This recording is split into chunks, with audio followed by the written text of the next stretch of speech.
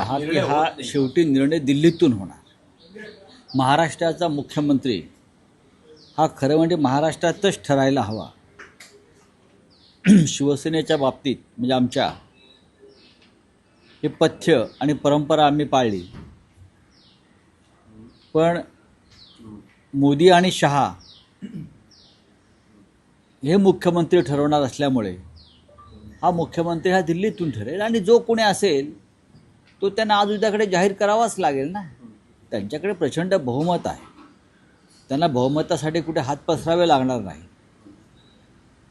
स्वतः भारतीय जनता पक्षाकडे 140च्या आसपास आमदार आहेत, इतर दोन त्यांच्या मित्रपक्षांकडे साधारण 100 आमदार आहेत. त्याच्यामुळे जो उमेदवार किंवा मुख्यमंत्री दिल्लीतून ठरवेल तो स्वीकारावा लागेल. नाही, पण दोन फॉर्म्युला चर्चेत आहे असं म्हटलं जातंय. 2 वर्ष 2 वर्ष 1 वर्ष किंवा 2.5 वर्ष. आता ह्याच्यावरती मी कसं काय मत व्यक्त करू? ही त्यांची आघाडी आहे, त्यांची युती आहे.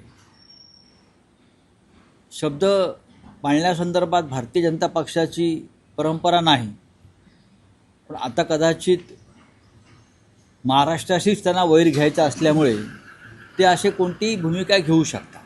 पण रावसाहेब, एक असं म्हटलं जातं आता महायुतीचं तसं महाविकास आघाडीचं आहे, पराभवाचं चिंतन होतंय. त्यात पराभवाचं काँग्रेसमध्ये हा काय आहे? नाना पटोले यांच्यावर खापर फोडलं जात आहे. स्वतः त्यांच्या प्रवक्त्यांच्या माध्यमातून ही भूमिका व्यक्त झालेली की पराभवाची जबाबदारी किंवा कारण नाना पटोले हे आहेत. एका व्यक्तीवरती पराभवाचा खापर फोडता येत नाही. आम्ही महाविकास आघाडी म्हणून लढलो. शरद पवार यांच्यासारखा नेता ज्याच्यामागे महाराष्ट्र उभा आहे असं चित्र दिसलं, त्यांनाही अपयश आलं. अपयशाची कारणं शोधली पाहिजे. ती कारणं EVM मशीनमध्ये आहेत, यंत्रणेच्या गैरवापरामध्ये आहेत, घटनाबाह्य कृत्यामध्ये आहेत, की DY चंद्रचूड यांनी न घेतलेल्या निर्णयामध्ये आहे. मुख्य कारणं ही आहेत. त्यातलं मुख्य कारण कोणतंही शोधावं लागेल. नाना पटोले जबाबदार आहेत का? शरद पवार साहेब जबाबदार आहेत का? आमच्या पक्षाचं नेतृत्व जबाबदार आहेत का? यातून आता बाहेर पडलं पाहिजे. आम्ही तिघांनी एकत्र मिळून निवडणुका लढलो. एखाद दुसऱ्या जागेवर आमच्यामध्ये काही भूमिका वेगळ्या असतील, पण आम्ही तिघांनी एकत्र निवडणुका लढलो. हा महाविकास आघाडीचं अपयश आहे, व्यक्तिगत एका पक्षाचं आहे असं मी मानायला तयार नाही. शेवटी ज्या पद्धतीनं समोरचे आमचे विरोधक निवडणुका लढण्यासाठी उतरले त्याला मी फेअर इलेक्शन मानत नाही. आजही ठिकठिकाणचे आमचे कार्यकर्ते EVM मशीन संदर्भात ज्या बातम्या देत आहेत की नंबर कसे मॅच होत नाहीत किंवा EVM मशीनची हलवाहलव कशा पद्धतीनं झाली, अशा अनेक गोष्टी आहेत. किंवा मतांचा आकडा मॅच होत नाही. जसं नाशिकमध्ये एक उमेदवाराच्या घरामध्ये 65 मतं आहेत कुटुंबात आणि त्याला 4च मतं पडली. कुटुंबात 65 मतं आहेत, कुटुंबात संपूर्ण. त्याचे काही कार्यकर्ते असू शकतात प्रमुख, त्याच्यावर काम करणारे, आणि तो एका राजकीय पक्षाचा उमेदवार आहे. त्याची बायको, त्याची आई, त्यांची मुलं, त्यांचे वडील, बहिणी हे एकत्र आहेत आणि त्यांना 4 मतं पडावीत, हे जरा गडबड आहे या सगळ्या ह्याच्यामध्ये. डोंबिवलीमधल्या आमच्या लोकांना लक्षात आलं की EVM मशीनचे नंबर मॅच होत नाही आणि त्याच्यावरती आक्षेप घेतल्यावरती तो आक्षेप मानायला निवडणूक आयोगाचे लोक तयार नाहीत. हे महाराष्ट्रात ठिकठिकाणी घडल्याचं स्पष्ट होत आहे. ठाण्यातून EVM मशीन 2 दिवस आधी मतदान झाल्यावर किंवा आधी संभाजीनगरला नेल्या टेम्पोतून असं समोर आलं आणि परत त्या तिथे काहीतरी फिडिंग करून परत ठाण्यामध्ये आणल्या गेल्या आणि त्यातून तर अनेक ठिकाणी त्या मशीन्स डिस्ट्रीब्यूट झाल्या. अशा प्रकारच्या बातम्या आता समोर आलेल्या आहेत आणि पुराव्यासह समोर आलेल्या आहेत. चांदिवलीमध्ये सुद्धा अशा प्रकारच्या काही घटना घडल्या. नाही ते दिलीप लांडेंनी असं कोणतं कर्तृत्व गाजवलं की त्याला जवळजवळ 1,40,000 मतं पडावीत? मला सांगा ना तुम्ही, असं काय महान क्रांतिकारक कार्य या लोकांनी केलं की त्यांना 1.5 लाख मतं पडावीत? हां, अजित पवारांचे लोक असतील. काल पक्षात गेलेले लोक आमदार झाले आमच्याकडले, शिवसेनेतले 2 जिल्हा प्रमुख आमचे. पुणे जिल्ह्यामध्ये. आज पक्ष सोडला, उद्या तिकीट घेतलं आणि चौथ्या दिवशी आमदार झाले. असं कोणतं महान कार्य घडलं? काय आहे असं की 1.5 2 लाख मताधिक्य यांना मिळावं? ह्याच्यामुळे संशयाला जागा आहे.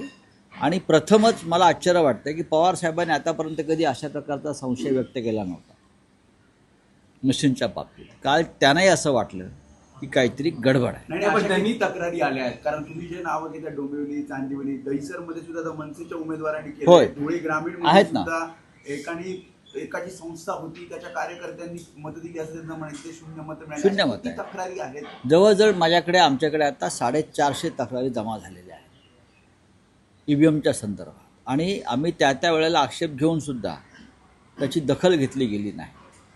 अशा वेळेला ह्या निवडणुका सरळ मार्गानं झाल्या असं तुम्ही कसं म्हणू शकता?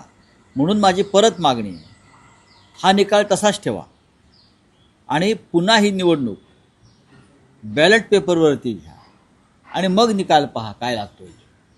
घ्या ना. सकाळी 10:30 वाजेपर्यंत पोस्टल मतदान जे आहे, पोस्टल बॅलेट जे मतपत्रिकेवर होत, त्याच्यामध्ये आम्ही आघाडीवर आहोत सर्वत्र. मतपत्रिकेवर जे मतदान मोजलं गेलं सकाळी, त्याच्यामध्ये महाविकास आघाडी ही आघाडीवर आहे. तो कल आहे, तो ट्रेंड आहे त्या भागातला. आणि तासाभरामध्ये आम्हाला जागाच मिळत नाहीत. हे शक्य आहे का? मला सांगा ना तुम्ही. आणि तासाभरामध्ये आम्हाला जागाच मिळत नाहीत. हे शक्य आहे का? मला सांगा ना तुम्ही. काय नेमकं करणार काय आहात? कारण असीम सरोदे बघा, आम्ही रडीचा डाव खेळत नाही की आम्ही हरलो म्हणून नाही बोलतो. बॅलेट पेपरवर निवडणुका घ्या हे आम्ही गेले 10 वर्ष सांगतो. आता ते म्हणतील की झारखंडला जिंकला नाहीत का? मग झारखंडला तुम्ही जिंका, महाराष्ट्र आम्ही जिंकतो ना. असं करा ना एक दिवस. झारखंडला जिंकला नाहीत का? हां, तुम्ही एक दिवस असं करा मग EVM मशीनमध्ये घोटाळे करून.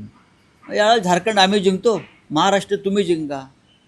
आता उत्तर प्रदेश बरोबर एखादं लहान राज्य असेल ना कुठलं, तर ते लहान राज्य विरोधी पक्षाला जिंकायला देतील EVMच्या माध्यमातून आणि उत्तर प्रदेश, बिहार ते जिंकतील.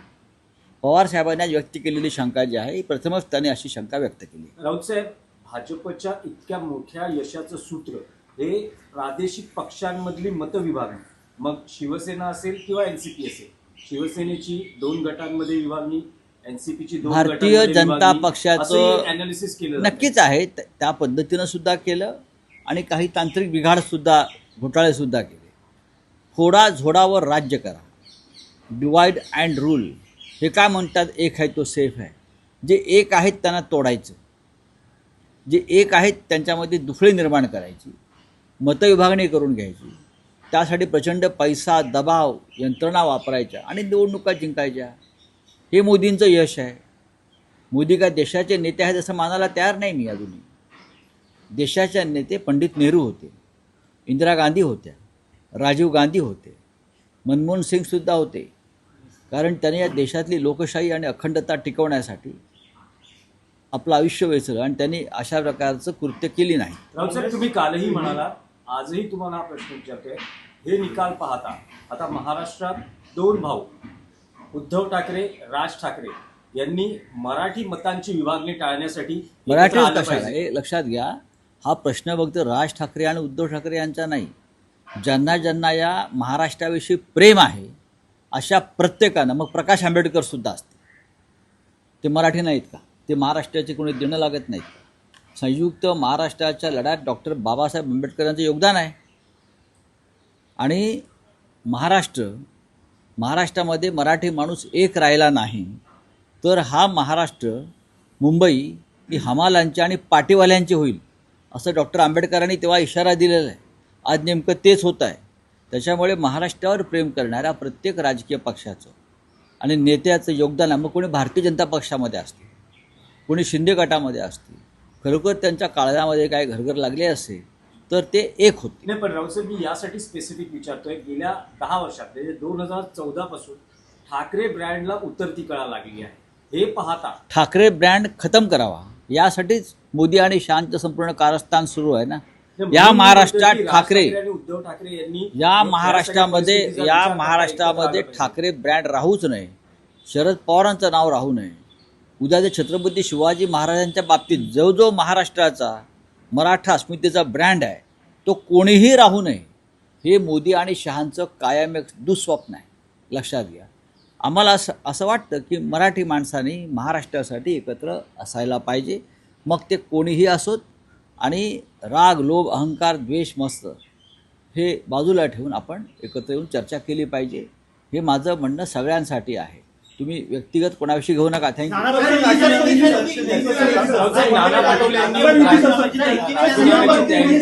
नाना पटोले नाना पटोलेंनी पराभवाची जबाबदारी स्वीकारत मी मगाशी माझं मत त्याच्यावर व्यक्त केलं आहे. ही कोणा एकाची जबाबदारी असत नाही, सामुदायिक जबाबदारी असते. नाना पटोले हे त्या पक्षाचे प्रांताध्यक्ष आहेत, पण त्याचबरोबर महाराष्ट्रामध्ये इतर अनेक ठिकाणी प्रमुख नेत्यांचा पराभव झालेला आहे. आणि मी असं म्हणतो की या पराभवाचं खरी कारणं शोधावी लागतात. या पराभवाची मी कोणावरही टीका करणार नाही, कोणी हरलंय कोणी जिंकलं म्हणून, अजिबात नाही. हिंदी में लिखा जाएंगे कि अभी भी मुख्यमंत्री पद को लेकर लगातार महायुति में प्रयास लगा जा रहे हैं. बात ऐसी है भाई अभी भी कि फैसला नहीं हो रहा है. फैसला हो जाएगा. बहुमत है, फिर भी फैसला नहीं उनके हो रहा है. पास भारी बहुमत है. बहुमत इतना बड़ा है कि वो निर्णय कुछ भी ले सकते, किसी को भी मुख्यमंत्री बनाकर दिल्ली से भेज सकते. महाराष्ट्र का मुख्यमंत्री दिल्ली तय करेगी, मोदी शाह तय करेगी. वो मुख्यमंत्री ऐसा रहेगा जिससे गुजरात को ज़्यादा फायदा जो कर सकता है वही नेता मुख्यमंत्री होगा. महाराष्ट्र के फायदे की बात नहीं होगी, मराठी मानुस के फायदे की बात नहीं होगी, लेकिन ये उनका फैसला होगा. उनके पास बहुमत है, बहुमत के ताकत पर, बल पर वो किसी को भी मुख्यमंत्री बना सकते हैं. और मोदी और शाह जी ने राजस्थान, मध्य प्रदेश में इस प्रकार का निर्णय लेकर दिखाया है. सर, बीजेपी ने कहा है कि एलओपी वो नहीं बने देंगे महाराष्ट्र में. शरद पवार ने कल एक बयान दिया है कि बटेंगे तो बटेंगे, ये जो नारा चलाया गया है इसकी वजह से वोटों का ध्रुवीकरण हुआ है. देखिए, ध्रुवीकरण की बात तो माननी पड़ेगी. यही उनकी सबसे बड़ी ताकत रही, मतों का ध्रुवीकरण, मतों का विभाजन, चाहे जात के आधार पर, चाहे धर्म के आधार पर, चाहे पार्टी तोड़कर विचारधारा के आधार पर. ये मोदी जी की यही ताकत है. अगर मोदी जी देश के असली नेता होते या शाह साहब, तो ये काम करने की उनको ज़रूरत नहीं पड़ती.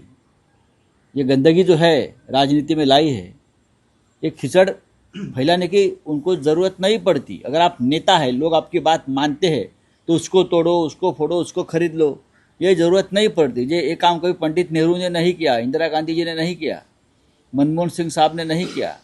हाँ, ये काम जो ऐसे लोग करते हैं जो मन से राजनीति में भी कमज़ोर है और अपने पार्टी में भी कमज़ोर है. अजित पवार असं म्हणतात की शरद पवारांनी चूक केली, लोकसभेला मी चूक केली, मी मान्य केली, पण विधानसभेला माझ्या पुतण्याला या धंदा पाणी करायचा, त्याला माझ्या समोर उभं केलं. काफी सवाल उठाए जा रहे हैं. महाराष्ट्र में 400 से भी ज़्यादा कंप्लेंट्स हमारे पास आई है ईवीएम के बारे में. हम उस बारे में स्क्रूटिनी कर रहे हैं और बाद में क्या करना है देख लेंगे. अभी हमारे नासिक के कैंडिडेट है